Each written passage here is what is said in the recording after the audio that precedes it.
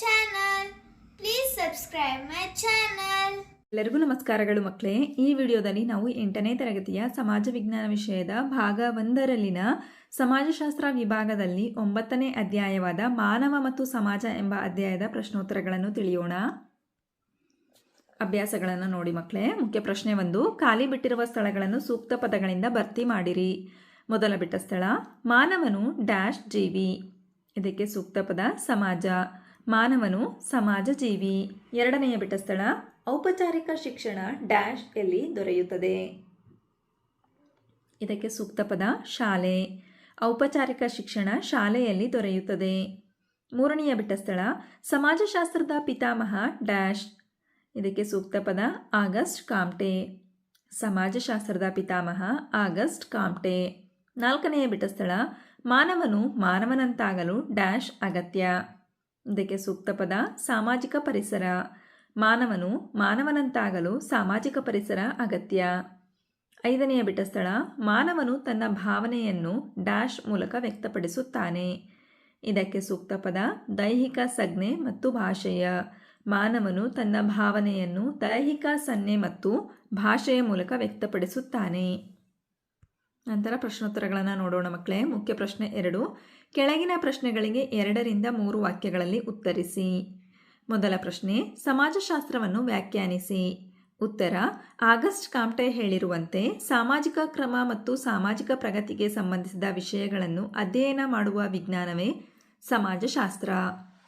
ಪ್ರಶ್ನೆ 7, ಸಾಮಾಜೀಕರಣ ಎಂದರೇನು? ಉತ್ತರ, ನಾವು ಸಮಾಜದ ಸದಸ್ಯರಾಗಿ ಸಮಾಜದಿಂದ ಭಾಷೆ, ಓದು, ಆಟ, ಯೋಚನಾ ವಿಧಾನ ಮತ್ತು ನಮ್ಮ ದೈಹಿಕ ಭಾಷೆ ಮೊದಲಾದವುಗಳನ್ನು ಕಲಿತುಕೊಳ್ಳುವ ಕ್ರಿಯೆಯನ್ನು ಸಾಮಾಜೀಕರಣ ಎನ್ನುವರು. ಪ್ರಶ್ನೆ 8, ಮಿಡ್ನಾಪುರದಲ್ಲಿ ಸಿಕ್ಕ ಕಮಲೆಯು ಹೇಗಿದ್ದಳು?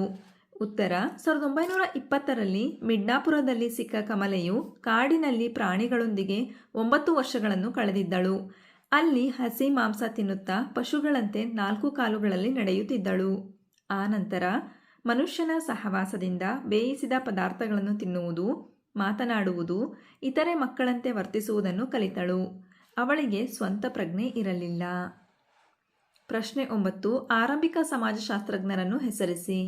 ಉತ್ತರ, ಆರಂಭಿಕ ಸಮಾಜಶಾಸ್ತ್ರಜ್ಞರು ಆಗಸ್ಟ್ ಕಾಮ್ಟೆ, ಹರ್ಬರ್ಟ್ ಸ್ಪೆನ್ಸರ್ ಮತ್ತು ಎಮಿಲಿ ಡರ್ಕಿಮ್.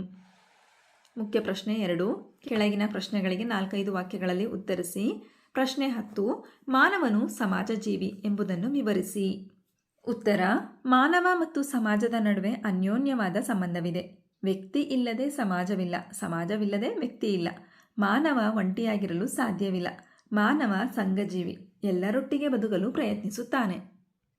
ಮಾನವನ ವಿಕಾಸ ಮತ್ತು ಬೆಳವಣಿಗೆಗೆ ಸಂಘಜೀವನ ಅಗತ್ಯ. ಹಾಗಾಗಿ ಮಾನವ ಸಮಾಜವನ್ನು ಸಾಮಾಜಿಕ ಸಂಬಂಧಗಳ ಬಲೆ ಎಂದು ಕರೆಯುತ್ತಾರೆ.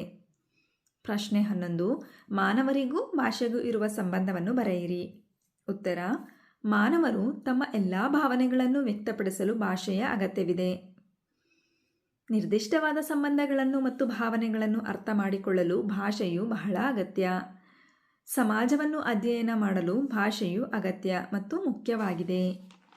ಪ್ರಶ್ನೆ 11, ಸಮಾಜಶಾಸ್ತ್ರ ಅಧ್ಯಯನದ ಮಹತ್ವವೇನು? ಉತ್ತರ, ಸಮಾಜಶಾಸ್ತ್ರ ಅಧ್ಯಯನದ ಮಹತ್ವ ವ್ಯಕ್ತಿತ್ವ ಬೆಳವಣಿಗೆಗೆ ಸಹಾಯಕವಾಗುತ್ತದೆ. ಸಾಮಾಜಿಕ ಸಮಸ್ಯೆಗಳಿಗೆ ಪರಿಹಾರ ಒದಗಿಸುತ್ತದೆ. ಆಧುನಿಕ ಸನ್ನಿವೇಶಗಳು ಮತ್ತು ಬೆಳವಣಿಗೆಯ ಜ್ಞಾನ ನೀಡುತ್ತದೆ.